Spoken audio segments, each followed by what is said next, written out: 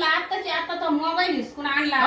मी नाही आणलं मोबाईल बिबाईल मी नाही आणलं बाई, अजून तर काय आणलं नाही मी, काय नाही. असं काय आहे, आता आणलं काय मी नाही घेतलं मोबाईल तिथंच पडला असं जम बघा काय तिथंच पडला असेल. म्हणजे आत्ताची आता आली मोबाईल बघत होते मी तर लगेच हिसकून आणला हातातून.